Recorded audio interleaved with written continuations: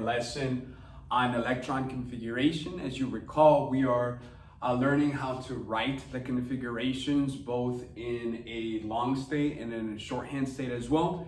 And we will discuss orbitals in a little bit more detail as well again.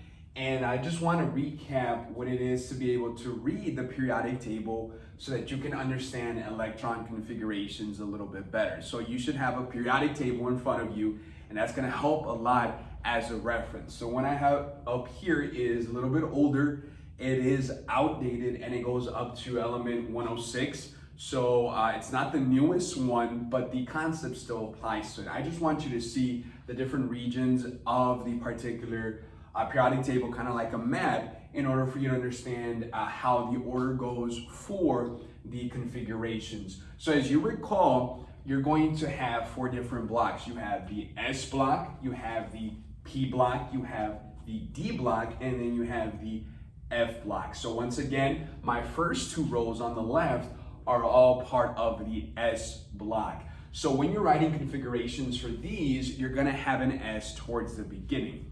Then helium is the only one on this side that is also part of the S block. So just keep that in mind. The first 2 rows are always part of my S block, and so is helium. Then starting from row number 13 right here and on all the way to the end, that is my P block. That is my P block. If you recall, the P orbital can contain up to 6 electrons, 1 for each of the elements in a row. So that essentially there are 6 elements that you see from row 13 all the way to 18. That is part of my P block. That is the order that you're following. You start with S, then P. S has 2, P has 6, and then your inner transition metals, or the transitional metals towards the middle, are from rows 3 through all the way to the end. So you would have essentially 10 right there. Remember, the D block has 5 orbitals, and each one can contain up to 2 electrons.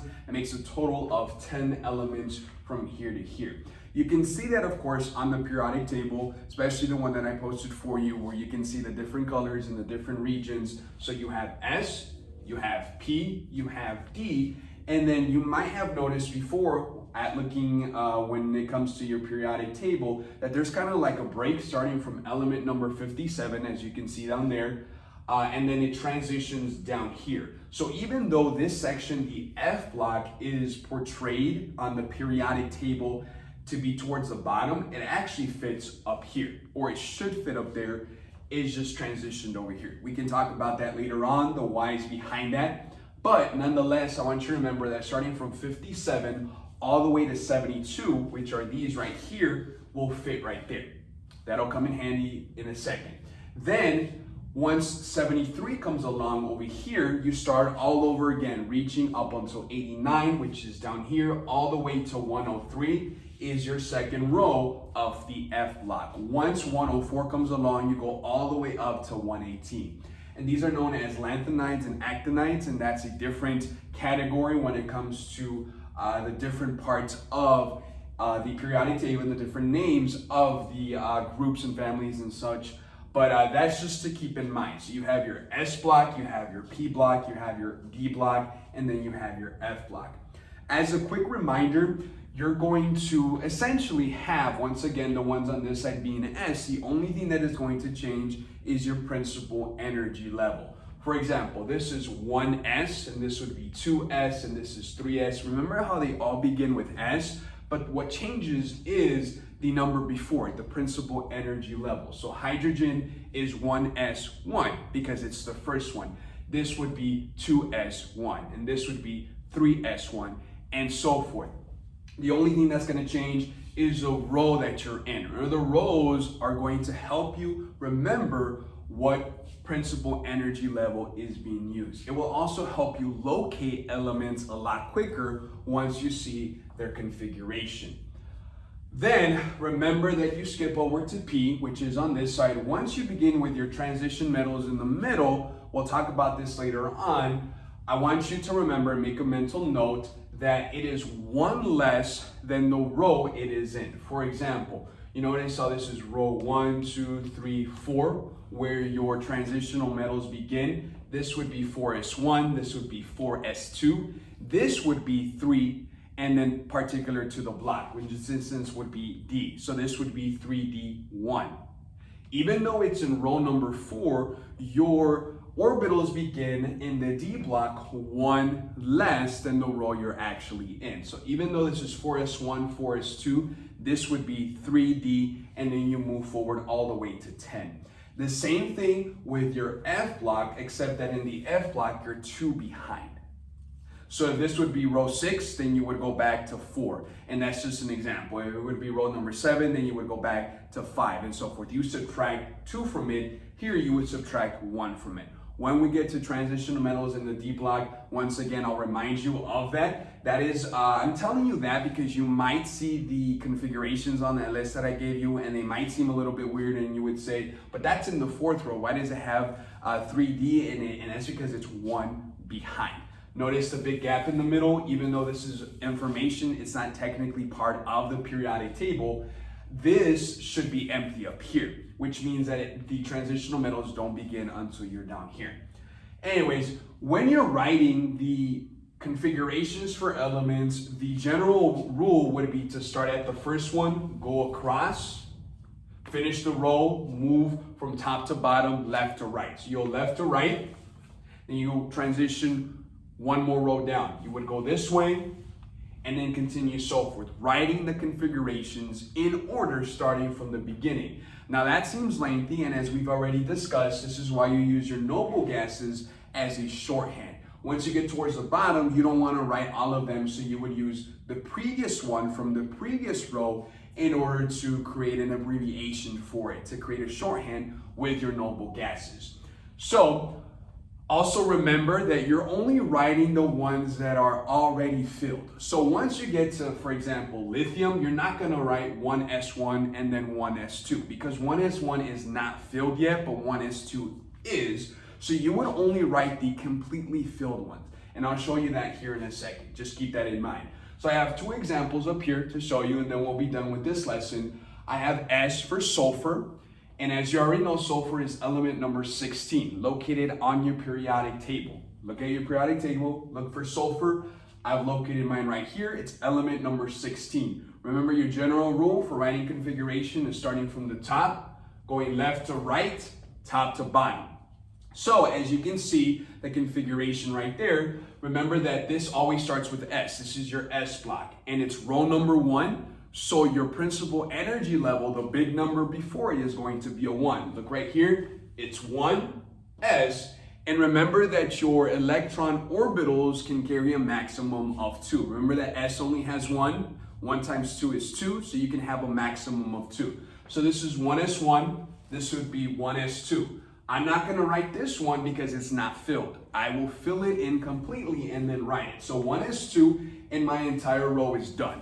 That's my first row. Notice how that's where the 1 stops, 1s2. Move over to the second row, top to bottom. You're in the second row. Remember, this is still S, but your number changes for your principal energy level. So you're going to put a 2. 2s, and then 2s1, 2s2. Remember, you're not writing 2s1 because it's not filled. You're going to write in the one that is completely filled. So you're done with the S block in the second row, 2s2. You're going to transition, keep going over, left to right. You're going to start with your P block. Now, I don't have to do P1, P2, P3, P4 because I'm looking at sulfur. I'm trying to reach this point by writing all of my configuration before it. So if I know that I'm going to sulfur and this is completely filled, I don't have to count them. Remember, my P block is always up to 6 because there's 3 orbitals. 3 times 2 is 6. So with that being said, I'm just gonna automatically fill in 2 P6, as you can see right there. Part of the second row, part of the P block, up to 6 electrons. You're done with the second row. Move over to the third row. Once again, you're gonna start with S. You got S1, S2. You don't have to count them anymore. You already know once you're up to here, you're already at S2. So you can see 3, third row, S block, up to 2 electrons. Then you're almost done. You want to reach to sulfur. Now you're not going to put 6 because the whole block is not filled in yet. You're going to count. You have 1, 2, 3, 4 from the P block. So you're going to put 3 P4. 3 from the row it's in, P from the block, only 4 of them are being filled in. If you want to double check your work and say, how do I know I did this right? First and foremost, check the order. It's always 1S, 2S. Remember that the rows matter, so your numbers should be in a sequence going from 1 and up, depending on the row, and then you always start with S, and then you go to P, and so forth. Secondly, you can also count your smaller numbers that you can see right there, the subscripts, and then to realize, do they add up to 16? You got 2 plus 2 is 4, plus 6 is 10, plus 2 is 12, plus 4 is 16. So you have a total of 16 electrons, and therefore you know you did this correctly for sulfur. Now, that took a little bit longer than it should because I went the long way. Once you've understood that, you can realize that there is a shorthand. Notice where sulfur is. You're gonna locate the noble gas right before it. Your last row, it would be neon, so you start right there. You would put neon, the abbreviation, in brackets. Once you do that, you continue from there. Now, the way to do this is to remember where does NE cover up to. Remember that this is the end of the second row. So if you look up here, the end of my second row is where the 2 also stops being, because that is my principal energy level for the second row only.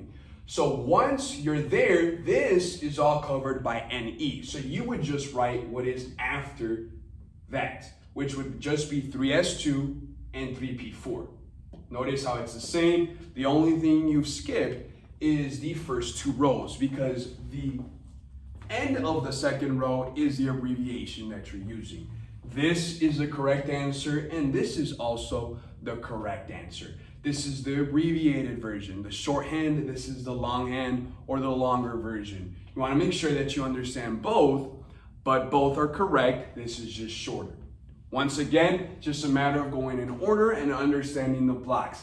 Let's work on my second example from the beginning. So let's move over here. You're going to locate AR, which is argon, on your periodic table. So once again, it's element number 18. It's at the end. It's actually a noble gas. Now, technically speaking, you're not allowed to use the same noble gas in its own shorthand. So we're not just going to put argon in brackets and then call it a day. We're going to still start from the beginning and use a previous noble gas. So let's do the long version and then the short version. You're going to follow the same process once again. Argon, starting from the beginning, remember your general rule is start from the top, move from left to right, top to bottom. So hydrogen, remember all of these sections right here are S.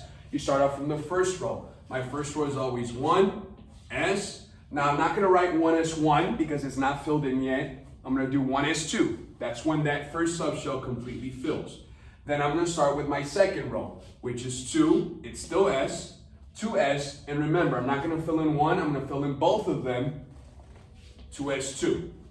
Then, you notice starting from element, which is boron number 5, and on is my P block. So it's still part of the second row, and it's my P block. I know it's filled in completely, so I don't have to count. It's always 6 for my P block. So I'm going to put 2P6.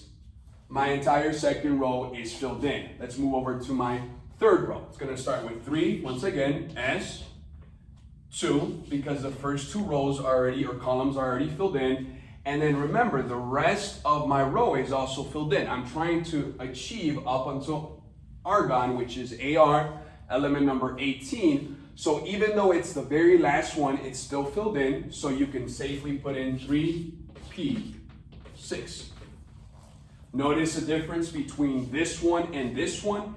Are these 2 numbers? It's only 2 more, which essentially you're correct because it's only 2 more electrons. As a reminder, what you're doing is you're counting, again, how many electrons you have. And every single electron configuration is only 1 more electron than the previous one. This is very easy. If we were to do whatever is between sulfur and argon, if you locate right there, which is chlorine, element number 17, your configurations would be almost exactly the same, except that this would be 3p5 because it's 1 more electron than the previous one. That's how you follow the order based on top to bottom, left to right of electron configurations. Now that was a little bit quicker than the first time because I did it. Then you can do the shorthand. Now argon, is in row number 3. I have to look at the noble gas right before it, which would be neon once again. Put it in brackets. Remember, by doing the shorthand for my second row, which is neon, I've eliminated everything with a 2 principal energy level. So I'm going to start from the third one. The only thing I would copy is 3s2, then 3p6. You want to count to double check. You got 2 and 2, 4, plus 6 is 10, plus 2 is 12, plus 6 is 18. When you do it this way, remember neon, what element is it? It's element number 10, so automatically you have 10 electrons, plus 2 is 12, plus 6 is also 18. You did this correctly. Now, we've worked on elements 1 through 20, and this is how you would do the configurations for all of these. Notice how the first ones would be very, very short. As you progress up until 20, they get a little bit longer, but the concept